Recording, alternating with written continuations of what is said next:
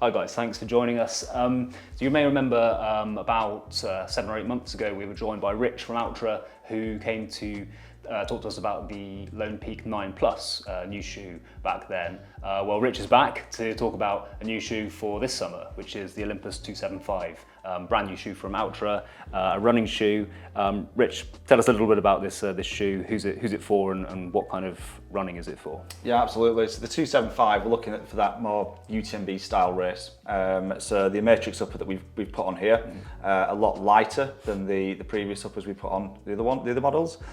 More durable as well, but ideally we're looking for it to be a little bit more of a technical, more premium fit to what you would traditionally get. So someone who still wants all the cushioning that the Olympus offers, but then with that lighter upper as well, it's going to be more durable, it's going to get a better locking fit, and it's going to be a lot lighter so you can run a lot quicker as well on them race days. Okay, brilliant. So it's always that unicorn, isn't it? Lightness and durability. How's that achieved with the Matryx upper here? So Matryx technology provides ideal support and flexibility for your feet, no matter what activity you're doing when you're out there. So there's fibres built in which follow the pattern of your movement, basically, when you're running. So it's very durable for long periods of time, which helps you gives you more confidence, and it's in sync with the shoes and helps you maintain your form for longer. So the fact it's lighter and very durable means you're going to get a much better fit around the foot, but you're not going to have the issue regarding wearing down as quick as well. It's a lot stronger. In the upper, 10% is Kevlar, and this is a strong, lightweight, heat-resistant synthetic fibre, which is known for its really high strength to weight ratio, complementing the lightweight upper with more durability. It stays dry through the Matryx upper, and it gives you the comfort that you need to run a lot longer as well.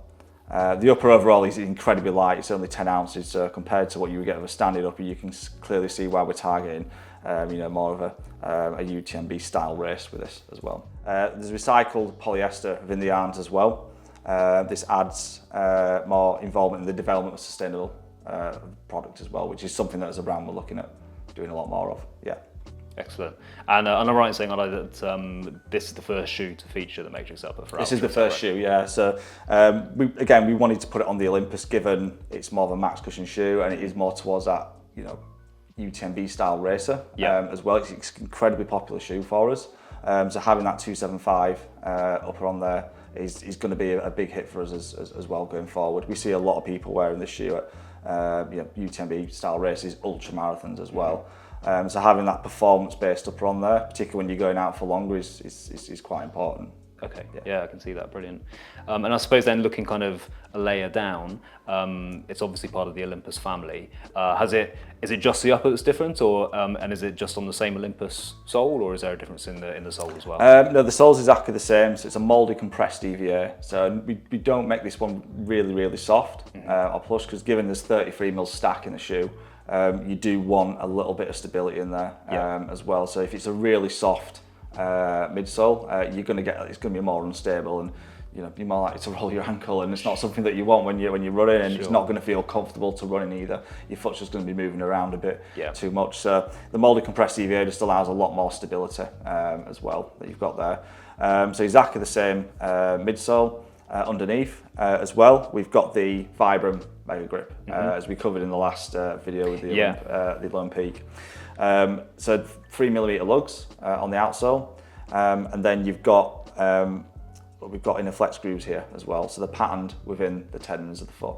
Okay. So you can see they come out a bit wider where the big toe is, where you're going to toe off, but it just allows that a little bit more flexibility through the forefoot. And we've also anchored the rubber down here where the Vibram symbol is, so it holds on that front part of the foot, so when it flexes it's not going to disintegrate the rubber over time. But it's quite an abrasive outsole, as we've started putting more Vibram onto products. It's something that I've noticed going forward as well. The durability is much better. Like I've noticed it when I've been out running, my shoes not wearing down as quick with the Vibram. So yeah, durability is key. Like we all want shoes to last as long as possible. Sure.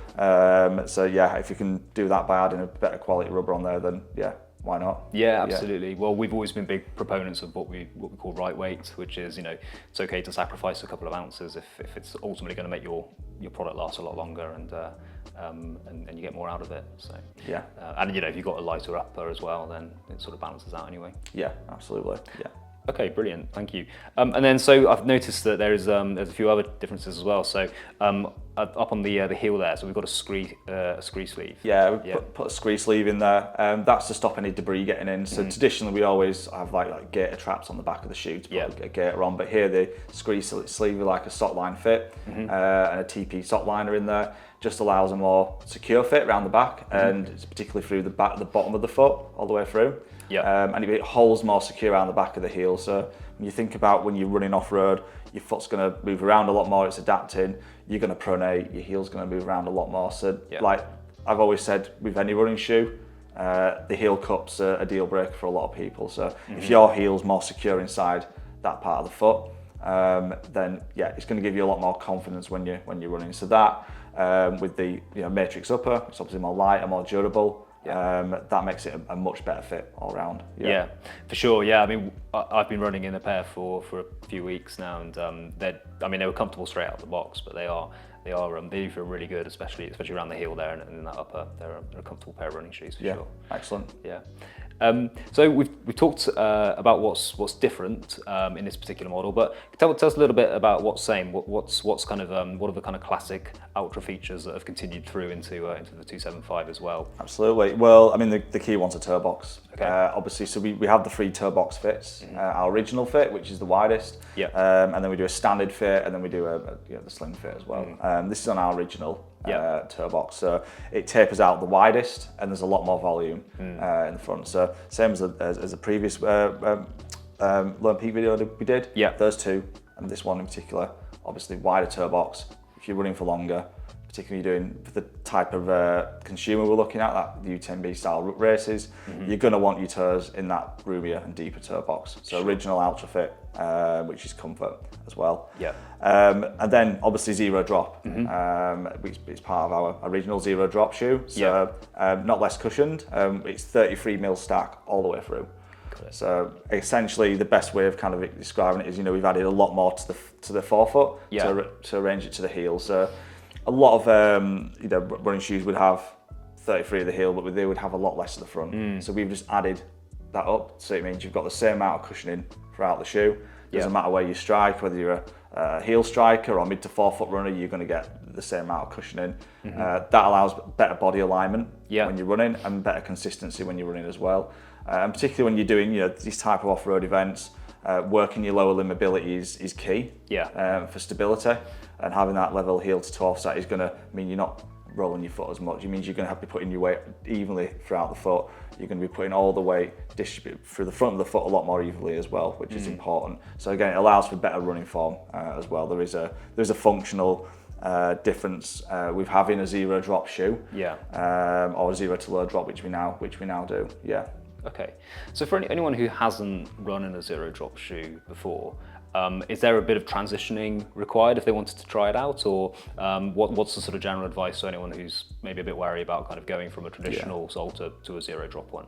Yeah, it's a great question really, because we talk about zero drop, and the initial sort of reaction we tend to find is people think it means it's zero cushioning, right? And that's not the case. It just means that obviously, when we're talking about zero drop, we're having the same amount of cushion all the way through. Now that can be different on the stack, which is the amount of cushioning we have in the midsole. So this is a zero drop shoe. If you were to generally give it to someone who never held a zero drop shoe before, or they just thought that concept was that it was less cushioned, they will look at that and go, it looks like it's got a drop in it because there's that much stack. So with something like this, I wouldn't say it would take much of a transition, because there's that much under the foot. Your foot is still elevated off the floor by quite a bit. And running off road is completely different to running on road.